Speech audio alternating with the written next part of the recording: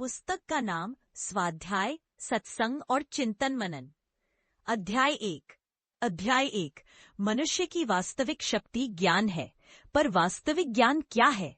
वास्तविक ज्ञान का लक्षण तो वह स्थिर बुद्धि और उसका निर्देशन है जिसे पाकर मनुष्य अंधकार से प्रकाश की ओर, मृत्यु से अमृत की ओर, असत्य से सत्य की ओर, अशांति से शांति की ओर और स्वार्थ से परमार्थ की ओर उन्मुख होता है। स्वाध्याय, सत्संग एवं चिंतन मनन की त्रिपदा साधना ही उस ज्ञान की सिद्धि का उपाय है। मुद्रक, युग निर्माण योजना प्रेस, गायत्री तपोभूमि, मथुरा। उपरा, जागृत जिज्ञासा एवं सतत स्वाध्याय व्यक्तित्व विकास के अमोघ उपाय। शीघ्र मृत्यु से बचना है तो मानसिक व्यायाम कभी भूलकर भी बंद न करे। मानसिक व्यायाम अर्थात स्वाध्याय का अर्थ कुछ भी पढ़ना नहीं। जो विषय आप नहीं जानते उसका अध्ययन कीजिए। किसी ऐसे विषय का अध्ययन कीजिए जिससे आपको अपनी खोपड़ी खुजानी पड़े। यह शब्द अमेरिका के 67 वर्षीय डॉक्टर श्वार्ट्ज के हैं। डॉक्टर श्वार्ट्ज का कहना है कि मनुष्य की मृत्यु वृद्धावस्था के कारण नहीं होती, मानसिक संस्थान की क्रियाशीलता के रुकने के कारण होती है। जो लोग निरंतर क्रियाशील रहते हैं उनकी आयु लंबी होती है। यही नहीं, वे अपने अनेक शारीरिक विकारों को भी दब बैठते हैं। उन पर शारीरिक त्रुटियों का भी दुष्प्रभाव परिलक्षित नहीं होने पाता। डॉक्टर श्वार्ट्ज के मत के अनुसार अपने देश के ऋषियों महर्षियों के जीवन का अध्ययन करें तो विश्वास हो जाएगा कि उनके दीर्घायुष्य का कारण उनकी मनोचैतन्यता ही थी। शारीरिक श्रम के साथ में मानसिक दृढ़ता और विचारशीलता के कारण वे सैकड़ों वर्षों की आयु हंसते हुए जीते थे। अपने कथन की पुष्टि में डॉक्टर श्वार्ट्ज ने एक 84 वर्षीय अमेरिकन व्यापारी को प्रस्तुत किया। इस व्यापारी में अपने व्यापार के लिए नई नई बातें खोजने की क्षमता है। यह अपने मस्तिष्क को सदैव कुरेदता और विचारता रहता है। जब कभी विचार ढीले पड़ जाते हैं तब वह पढ़कर फिर सोचने के लिए नए विचार पैदा कर लेता है। विचारों की शाखाएं प्रशाखाएं फूटती रहें, इसके लिए उसके जीवन में कर्म का समन्वय है, अर्थात वह जब इतना सोचता विचारता है उतना ही क्रियाशील भी है। व्यापारी से पूछा गया, आपको शारीरिक शिकायत तो नहीं है? इस पर उसने हंसकर उत्तर दिया, शिकायत होती तो डॉक्टर को न दिखाते। आप देख ले, आप तो डॉक्टर हैं। कोई शिकायत होगी तो आपकी पकड़ से बाहर थोड़े ही जा सकेगी। डॉक्टरों ने परीक्षा की। डॉक्टर आश्चर्यचकित थे कि संसार भर की तमाम बीमारियां उसके शरीर में भरी पड़ी है, लेकिन उसके काम की तल्लीनता और विचारों की सजगता के कारण शरीर का विष जलता रहता है और बीमारियां होते हुए भी उसे चारपाई पकड़ने की आवश्यकता नहीं पड़ती। बीमारियों की ओर तो उसका कभी ध्यान भी नहीं गया।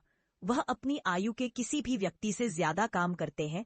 व्यावसायिक कार्यों से संबंधित अध्ययन के बाद भी ग्रह नक्षत्रों की खोज, जीवात्मा परमात्मा संबंधी जानकारियां, प्रकृति और मनुष्यगत आश्चर्यों, चमत्कारों को पढ़ने के लिए वे कुछ न कुछ समय प्रतिदिन निकालते हैं। इन जिज्ञासाओं के कारण न तो उनका मस्तिष्क थप पड़ता है न क्रियाकलाप। Doctor Frederick Schwartz American Medical Association के अध्यक्ष हैं। जीवन के सबसे बड़े आश्चर्य मृत्यु की खोज में उनकी गहन अभिरुचि है। उसे रोक सकना तो भौतिक दृष्टि से शायद ही कभी संभव, पर यदि पौराणिक आख्यान सत्य है, जैसा कि अब प्रमाणित भी हो रहा है, तो आयु को 1000 वर्ष तक खींच ले जाने की संभावनाएं अगली शताब्दियों में ही सत्य सिद्ध हो सकती है।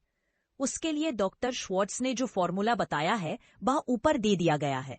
आश्चर्यों की खोज के प्रति हमारी जिज्ञासाएं जितनी तीव्र होंगी और शारीरिक दृष्टि से जब तक क्रियाशील बने रहेंगे, मृत्यु तब तक दूर ही रहेगी, भले ही शरीर के कई कलपुर्जे काम करना भी बंद कर दें। विकास की पृष्ठभूमि, जिज्ञासा। पाश्चात्य देश पिछली शताब्दी से विज्ञान में तेजी से प्रगति करते जा रहे हैं। हजारों प्रकार के ऐसे उपकरणों, तत्वों का उन्होंने अन्वेषण किया जो आज लोगों को बड़े आश्चर्य के रूप में दिखाई दे रहे हैं।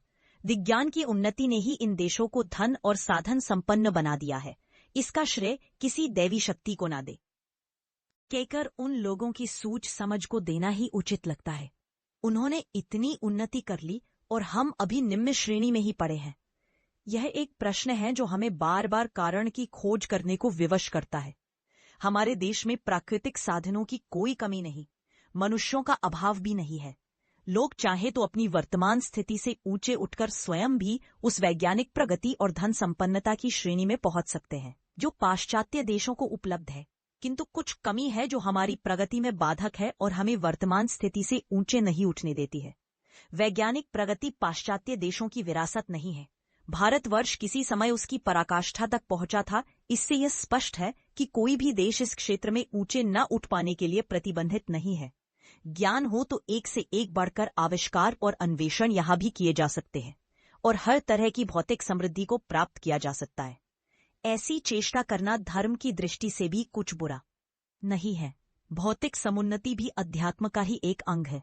हमारा अर्श इतिहास यह बताता है कि जिन दिनों यहाँ धर्म तत्व का जागरण पूर्णता की स्थिति में था, उन दिनों भौतिक दृष्टि से भी यह देश आज के अमेरिका, ब्रिटेन आदि से भी बढ़ चढ़कर था। परिष्कृत अध्यात्म का लक्षण है भौतिक समृद्धि। धर्म उसके बिना अधूरा है। साधनों के अभाव में अध्यात्म फल फूल भी तो नहीं सकता।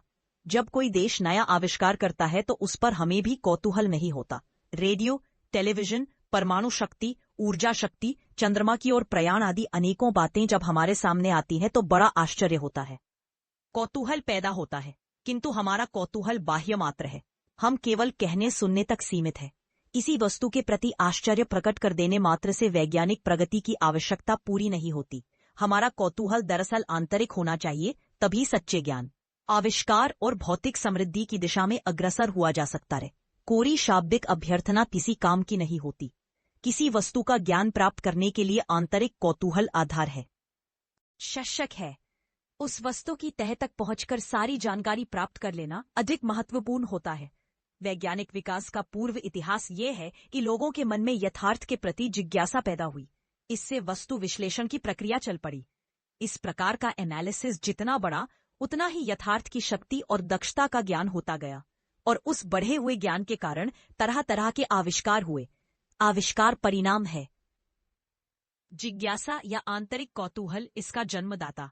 वस्तु के प्रति आश्चर्य का भाव पैदा न होता तो परमाणु शक्ति का पता भी न चला होता, और आज के बढ़ते हुए वैज्ञानिक आविष्कारों का कहीं नाम निशान भी नहीं होता।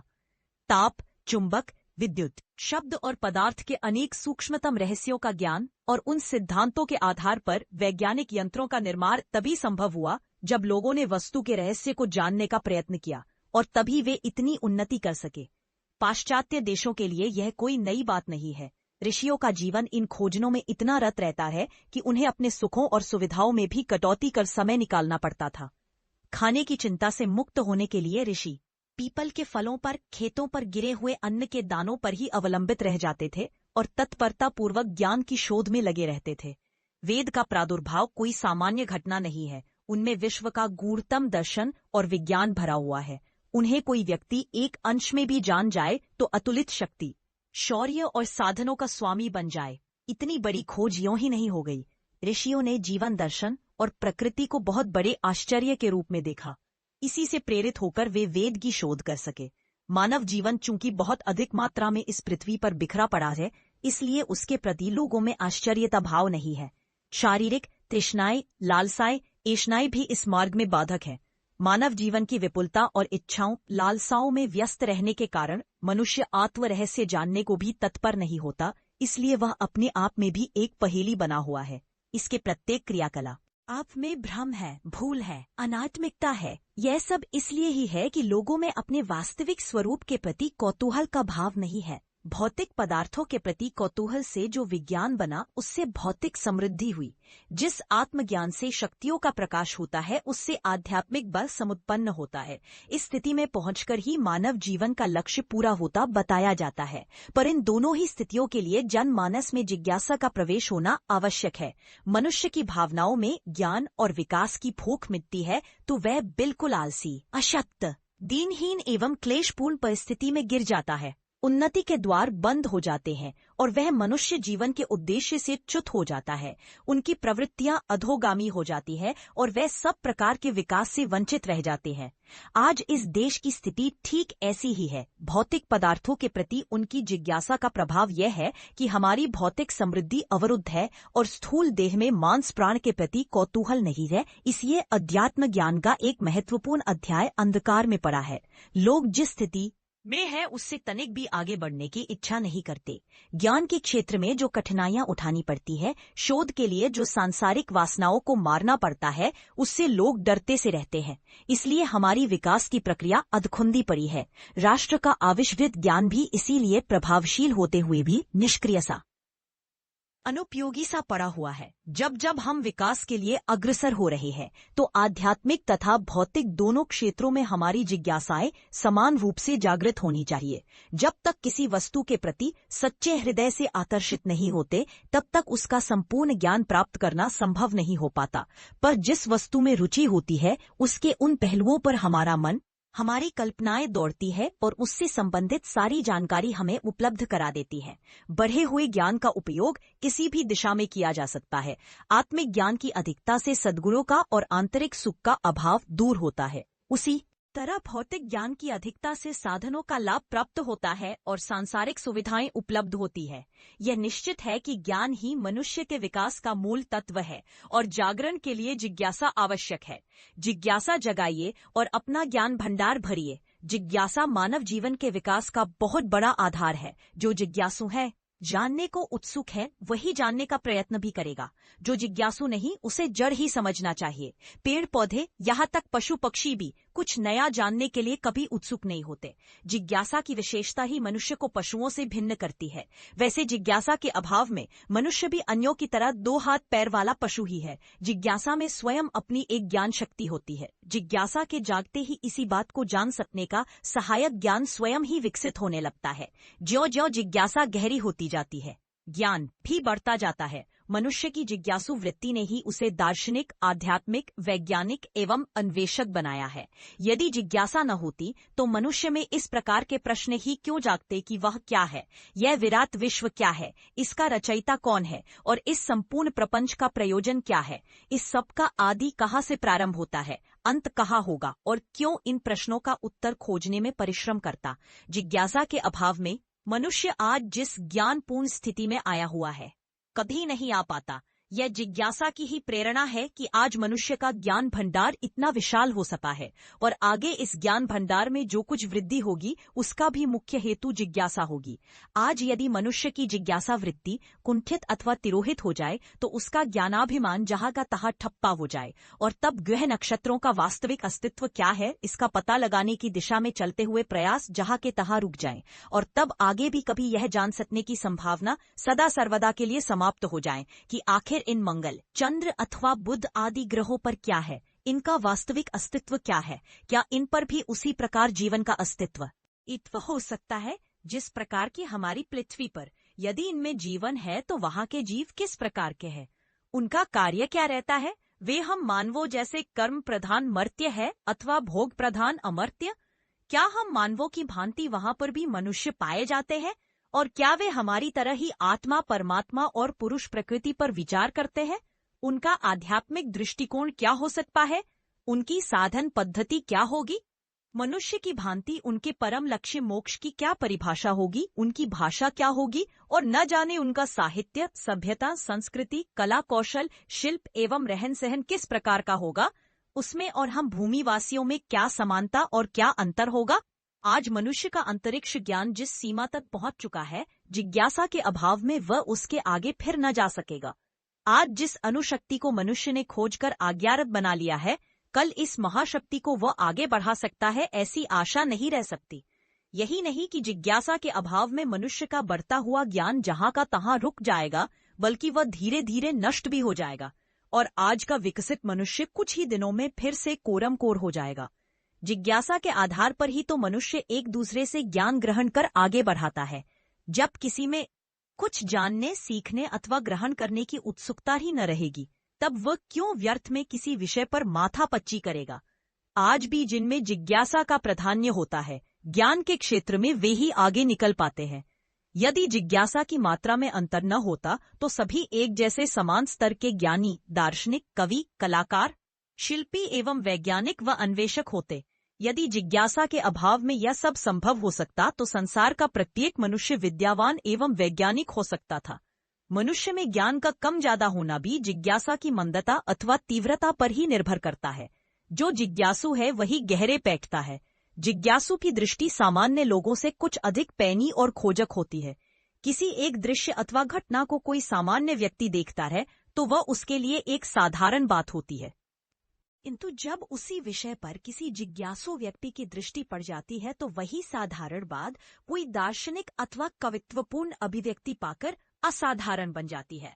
जिज्ञासु के लिए संसार की हर घटना एक रहस्य एवं एक महत्व लिए रहती है। एक रसोइये के लिए भाप से बटलोई का ढक्कन उछलना नित्य प्रति की सामान्य बात रहती है, किंतु स्टीवेंसन के लिए भाप से ढक्कन का उठना गिरना एक असाधारण रहस्य की बात बनकर इंजन के आविष्कार का हेतु बनी। एक माली के लिए पेड़ से फल गिरना सामान्यतम घटना है, किंतु उसके आधार पर पृथ्वी के गुरुत्वाकर्षण शक्ति के सिद्धांत के आदि गुरु न्यूटन के लिए वह असाधारण महत्व की बात थी। इतनी असाधारण कि आगे चलकर उसी आधार सूत्र के बल पर अधर में लटके इस ब्रह्मांड के हर ग्रह नक्षत्र की चाल तथा अवस्थान का रहस्य मालूम कर लिया गया। जिज्ञासा ज्ञान की महान जननी है, जिसने जो कुछ जानना चाहा उसे जानकर ही छोड़ा। प्रत्यक्ष में जानने का कोई सूत्र न होने पर भी जिज्ञासा मनुष्य को स्वयं से उसी प्रकार सूत्र निकाल कर दे देती है, जिस प्रकार मकड़ी अपने अंतर से जाल तंतु निकाल लेती है। गहन से गहन अपराधों को कोई आधार न होने पर भी जासूस जिज्ञासा की तीव्रता के बल पर ही पता लगा लेते हैं। जिज्ञासा के बल पर ही मनुष्य ने शरीर विज्ञान, वनस्पति विज्ञान, भूगोल एवं खगोल विद्याओं का ही नहीं, अपने आंतरिक एवं आत्मिक रहस्यों को भी हस्तगत कर लिया है।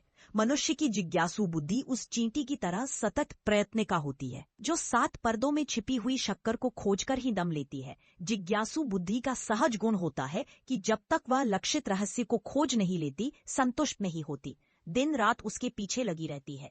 एक ही मिट्टी से बने हुए एक जैसे हाथ पैर समान स्थिति के मनुष्यों में से जो आगे निकल गया है, ऊंचा चढ़ गया है, और दूसरा जहां का तहां ही रह गया है, उसका कारण जिज्ञासा का भाव ही होता है। निश्चय ही आगे निकल जाने वाले व्यक्ति में जिज्ञासा की प्रबलता रही होती है, जबकि फिसड्डी में उसका अभाव होता है। जो जिज्ञासु है, कुछ जानना और सीखना चाहता है, वह तो जाने सीखेगा ही और उसी यार पर आगे भी बढ़ेगा। जिसमें कुछ सीखने तथा जानने अथवा पाने की जिज्ञासा ही न होगी, जहां का तहां जड़ की तरह पड़े रहने में संतुष्ट रहेगा। प्रगतिशीलता उसके लिए अनहोनी बात ही रहेगी। कक्षा में शिक्षक पढ़ाता है, 50 लड़के सुनते हैं, किंतु उनमें से 10 कुछ प्राप्त कर लेते और 40 ज्यों के त्यों रह जाते हैं। इसका कारण यही होता है कि उन 10 में जिज्ञासा की प्रबलता थी, जबकि शेष 40 में नहीं थी। जिज्ञासु की बुद्धि बड़ी ही ग्रहणीय होती है। वह एक बार में ही कोई बात देख सुनकर ग्रहण कर लेती है और फिर कभी उसे भूलती नहीं। अजिज्ञासु बुद्धि बड़ी ही कुंद एवं कुंठित होती है। 1000 बार सुनने, देखने और पढ़ने पर भी वह न तो किसी बात को ठीक से समझ पाती है और न याद ही रख पाती है। जिज्ञासा का अभाव मनुष्य को बड़ा ही मंद बुद्धि बना देता है। एकाग्रता, तन्मयता एवं तल्लीनता के साथ विषय प्रवेश जिज्ञासु व्यक्ति के विशेष गुण होते हैं। जिज्ञासु जिस नवीन बात अथवा चीज को देखता है, उसमें एकाग्र होकर तल तक पैठ करने का प्रयत्न किया करता है। जिज्ञासु व्यक्ति का दैनिक ज्ञान अजिज्ञासु की अपेक्षा बहुत कुछ तरोताजा रहता है। एक स्थिति के 2 मित्रों में से एक देश देशांतरों की गतिविधि से अधिक प्रामाणिक रूप में अभिज्ञात रहता है, जबकि दूसरे को अपने पास पड़ोस की घटनाओं का भी ज्ञान नहीं रहता। यह अंतर उनकी अपनी जिज्ञासा के स्तर के कारण ही होता है। जिज्ञासु व्यक्ति किसी बात के हर पहलू को जानने एवं समझने का प्रयत्न किया करता है और यथासंभव अवश्य ही जानबूझ लेता है, जबकि अजिज्ञासु व्यक्ति केवल तात्कालिक उपयोग के पहलू के संक्षिप्त ज्ञान से ही संतुष्ट हो जाता है। इस संबंध में एक छोटी सी कहानी प्रसिद्ध है, जिससे पता चलता है कि जिज्ञासु व्यक्ति कितना चतुर एवं उपयोगी होता है। एक बादशाह का एक बहुत ही मुंह लगा नौकर था। वह दिन रात बादशाह की सेवा में लगा रहता था। एक दिन उसे विचार आया कि वह बादशाह की सेवा में दिन रात लगा रहता है, तब भी उसे केवल 5 रुपए ही मिलते हैं, और आपका मीर मुंशी जो कभी कुछ नहीं करता 500 रुपए वेतन पाता है। इस भेद का क्या परिणाम है?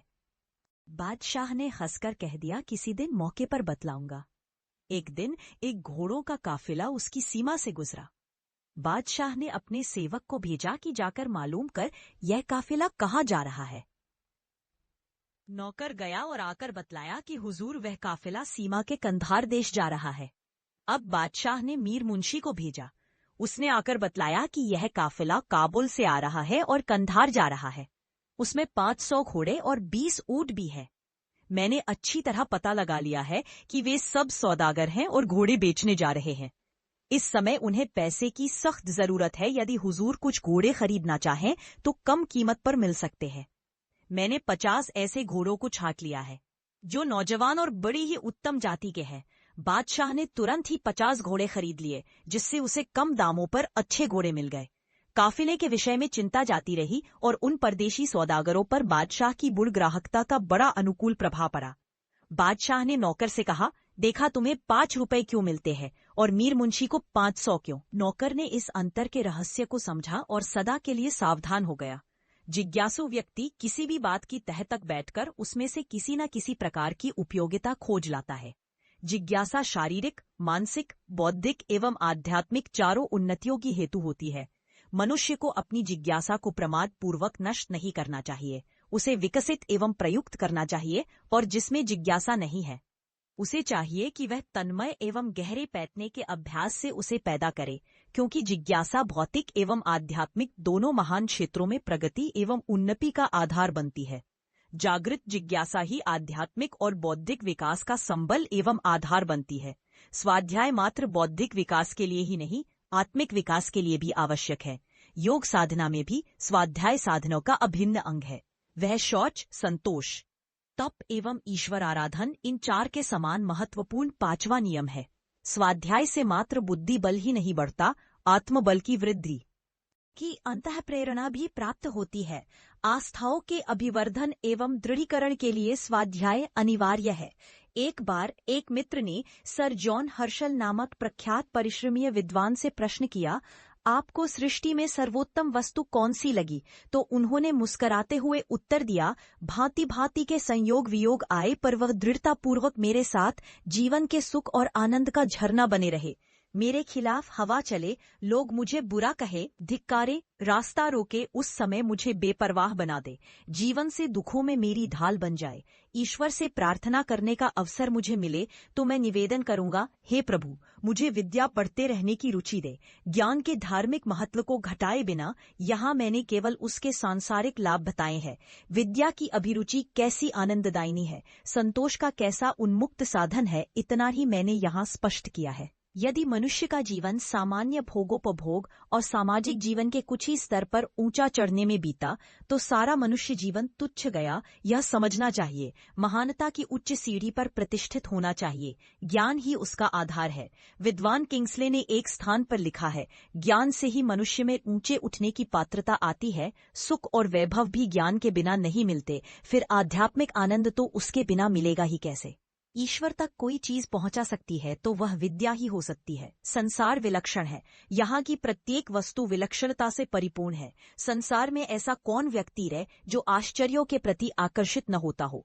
इस सृष्टि की रचना क्यों की गई और हमारा उसके प्रति क्या कर्तव्य है? हम शरीर क्यों धारण किए हुए हैं? यह प्रश्न जानने बड़े जरूरी है। इसके लिए हमें अपनी धार्मिक वृत्ति को तेजस्विनी बनाकर आध्यात्मिक तत्व की खोज करनी चाहिए। ज्ञान ही धार्मिकता के साथ मिलकर विद्या कहलाती है। यह विद्या ही मनुष्य को बंधनों से मुक्त कराती है। जिन जिन महापुरुषों ने बड़े बड़े काम किए हैं, उन्होंने वे काम समय का सदुपयोग, विद्याध्ययन और बौद्धिक प्रतिभाओं के विकास की वारा ही किए हैं। दिन भर में 24 घंटे होते हैं।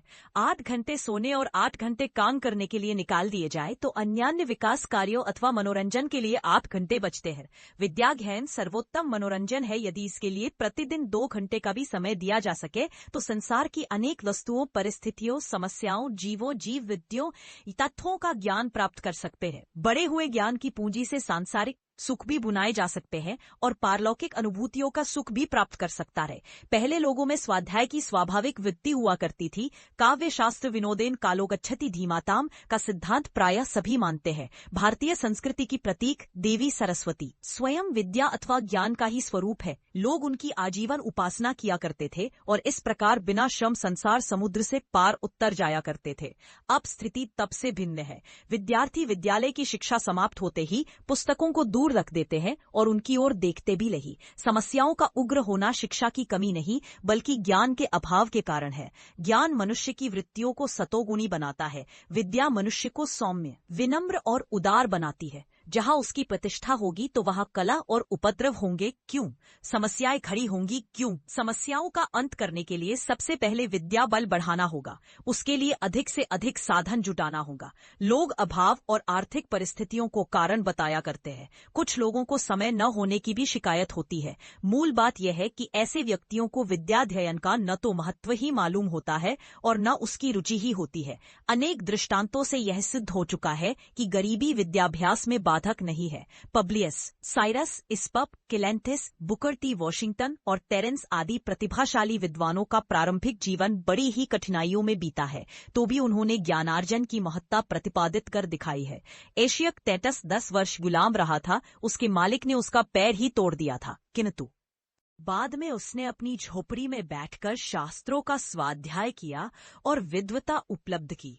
रोम के तत्कालीन सम्राट आड्रियन भी उसके पांडित्य का लोहा मानते हैं। पाइथागोरस ज्यामिति शास्त्र का प्रकांड विद्वान हुआ है।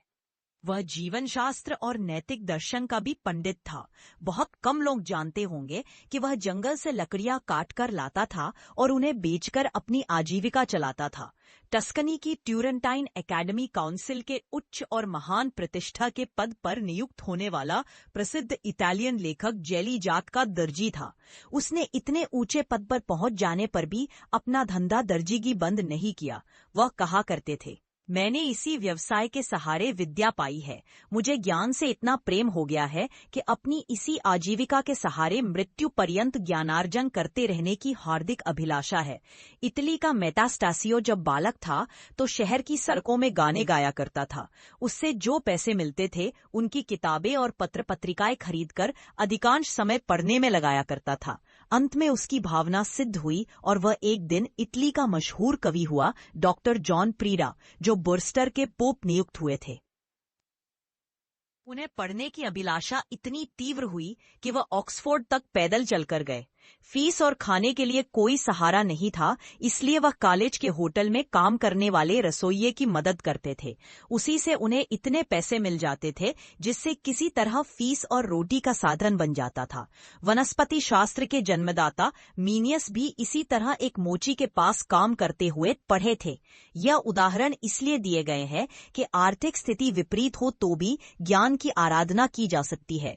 पेट पालने के लिए कोई भी साधारण काम किया जा सकता है, पर ज्ञान की उपयोगिता और आवश्यकता देखते हुए उसका परित्याग करना अथवा उधर से मुख मोड़ना अपने लिए ही हानिकारक होता है। ज्ञान मनुष्य की शोभा है। ज्ञान ही धन और ज्ञान ही जीवन है। उसके लिए किया गया कोई भी बलिदान व्यर्थ नहीं जाता। हम उस आध्यात्मिक आवश्यकता को भूल गए हैं।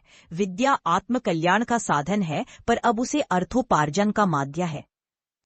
बनाकर पंगु कर दिया गया है, इसलिए हम नैतिक, आत्मिक, आध्यात्मिक क्षेत्रों में पिछड़ गए हैं। यह उपलब्धियां अब हमें तभी मिल सकती है जब ज्ञान को उचित प्रतिष्ठा दी जाए, उसके लिए सर्वस्व न्योछावर की भावना बनाई जाए। सर्वोत्तम विभूति विद्वत्ता। शास्त्रकार ने संदेश दिया है, गते अपि वयसि ग्राह्या विद्या सर्वात्मना बुद्धि यद्यपि स्यान्न फलदा सुलभा सांध्य जन्मानी। उम्र बीत जाने पर भी यदि विद्या प्राप्त करने के लिए प्रयत्नशील हो तो तुम निश्चय ही बुद्धिमान हो। विद्या इस जीवन में फलवती न हुई तो भी दूसरे जन्मों में वह आपके लिए सुलभ बन जाएगी। मनुष्य का सबसे बड़ा विवेक, गौरव और उसकी विभूति उसकी विद्वता है। इससे बढ़कर और कोई संपत्ति इस संसार में नहीं है।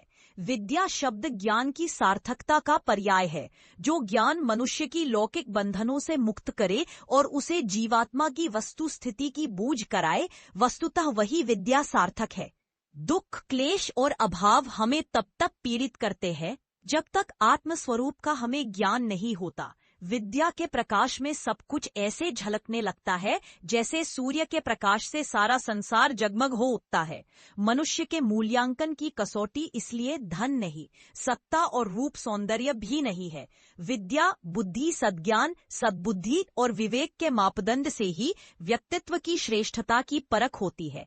बुद्धिमान ही सच्चे धनी होते हैं। विद्या ही सच्चा धन है। योग्यता, विद्वता और प्रतिभा ही बड़प्पन की कसौटी है। महान पुरुष सदैव ऐसे ही अधिकारी पुरुषों का सान्निध्य प्राप्त करने की अभिलाषा करते हैं जिन्हें विद्या के माध्यम से ही प्रवीणता प्राप्त हुई हो।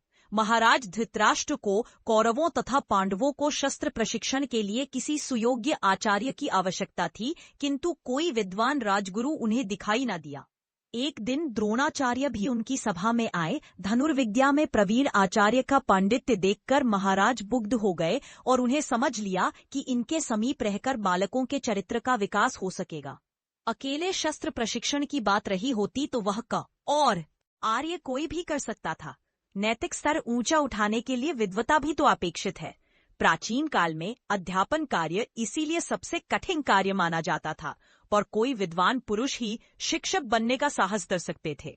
ऐसे व्यक्तियों को शिक्षण का कार्य सौंपा जाता था जो अक्षर ज्ञान के साथ मनुष्य की प्रतिभा विकसित करने के लिए समर्थ होते थे।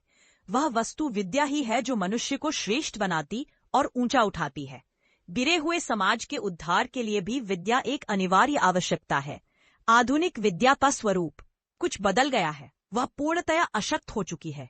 दोनों का चरित्र बल, कर्म शक्ति, आशा, विश्वास, उत्साह, पौरुष, संयम और सात्विकता जागृत करने की शक्ति उसमें नहीं रही।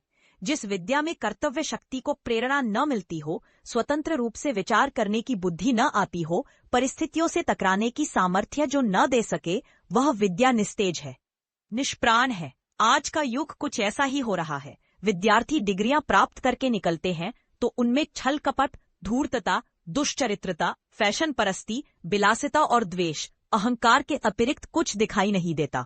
स्वतंत्र चिंतन का उनमें बिल्कुल अभाव होता है।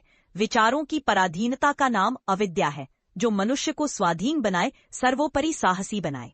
विद्या कहलाने का गौरव उसे ही मिल सकता है। अध्यात्म रामायण में बड़े सुंदर शब्दों में उल्लेख मिलता है, देहो अहमिति या बुद्धिरविद्या सा प्रकीर्तिता, नाहम देहश्चिदात्मेति बुद्धिर्विद्यति मन्यते। अर्थात मैं देह हूँ, इस बुद्धि का नाम अविद्या है। मैं देह नहीं, चेतन आत्मा हूँ, इसका ज्ञान प्राप्त करना ही सच्ची विद्या है।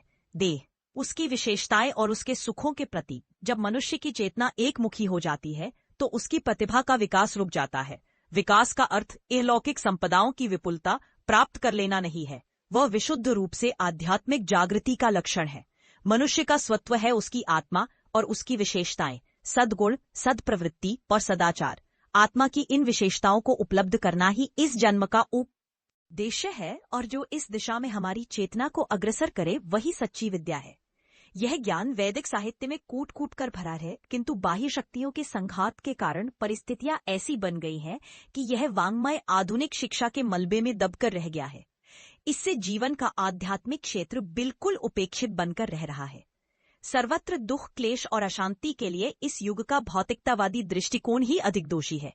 एक कठिनाई यह है कि इस ज्ञान को व्यावहारिक रूप से प्रस्तुत करने के प्रयत्न भी बिल्कुल निर्बल और कमजोर हो गए हैं। जहां तहां कुछ ऐसी प्रवृत्तियां चलती भी हैं, किंतु व्यक्तित्व के अभाव के कारण वह प्रभाव उत्पन्न नहीं हो पाता जो जनजीवन की दिशा बदल सके। भारतीय संस्कृति का पतन भी व्यक्तित्व के अभाव में ही हुआ है। देवालयों, शिक्षालयों, विहरश्रामण और संघों से लोगों की आस्था उठ जाने का कारण यही था कि उनमें व्यक्तित्व न रहा। देव मंदिर जड़ थे थलावे। सांस्कृतिक शक्तियों के संघर्ष का जवाब कैसे दे सकते थे? इससे धर्म के प्रति लोगों की आस्था उठ गई और सर्वत्र अविद्या का ही अंधकार छाकर रह गया। वह विद्या जो मनुष्य को सही दिशा, सही मार्ग और सच्चा प्रकाश दिखाती है, उसे अध्यात्म कहते हैं। इस अध्यात्म को जागृत करने का काम अपने आप से शुरू करना होगा। इसके लिए विद्वता प्राप्त करना हमारी पहली आवश्यकता है। दुनियावी शिक्षा के रंग ढंग तो बहुत देख चुके, इनसे कोई समस्या हल ना हो सकी। निष्कर्ष निकलता भी कैसे? आत्मज्ञान के बिना परिस्थितियां बदल भी तो नहीं सकती। विवेक जगाने वाली विद्या न रही तो पतित होना स्वाभाविक ही था। इसी पतन से जी उकता उठा है। प्रत्येक सांस के साथ जो गंदगी भीतर जा रही है, उसके कारण अब जनजीवन बुरी तरह बेचैन है, छटपटा रहा है। इस घुटन को दूर करने का एक ही उपाय है, और वह है अध्यात्म विद्या की प्रवीणता। साधना से और व्यवहार से जब तक जीवन की दिशा सात्विक नहीं होती, मूल कर्म और स्वभाव में सद्रत्वों का समावेश नहीं होता, जड़ता तब तक दूर हो नहीं सकती। आत्मविद्या के देवालय में प्रवेश प्राप्त किए बिना न तो शांति मिल सकती है, न संतोष। विद्या सुखी जीवन की प्रमुख आवश्यकता है, इसे यूं ही ठुकराया नहीं जा सकता। जिस विद्वता से मनुष्य स्वयं ही अपना योग्य साथी बनता है, उसे प्राप्त करने के लिए अधिक अनुभव, सहनशीलता और अध्ययन की आवश्यकता है। अनुभव का उपयोग जीवन को शुद्ध बनाने के लिए है। कदम कदम पर जो कठिनाइयां मनुष्य का रास्ता रोकती है, उनसे बचते रहने का ज्ञान प्राप्त करना ही अनुभवी होना है। अनुभव विवेक का बड़ा भाई है। सत्य असत्य की शिक्षा उसी से मिलती है, इसलिए प्रत्येक गतिविधि को एक पाठ समझकर उसकी विलक्षणताओं का अध्ययन सूक्ष्मता से करते रहना चाहिए। असंगत वस्तुओं का ज्ञान इसी तरह होगा। विद्या आत्मा की प्यास है, इसकी पूर्णाहुति आत्मज्ञान से ही होती है। अतः यह कहा जा सकता है कि अपने जीवन लक्ष्य की पूर्ति के लिए विद्या की प्रमुख आवश्यकता है। कठोर प्रयत्नों से भी इसे प्राप्त किया जाना चाहिए। जो इसकी ओर ध्यान नहीं देता और अपने समय को व्यर्थ ही नष्ट किया करता है, वह सदा मनुष्य जन्म के फल से वंचित रहता है। विद्या मनुष्य की मलिनताओं को मिटाकर उसे उज्ज्वल बनाती है। आग में तपाए हुए सोने की शुद्धता में कोई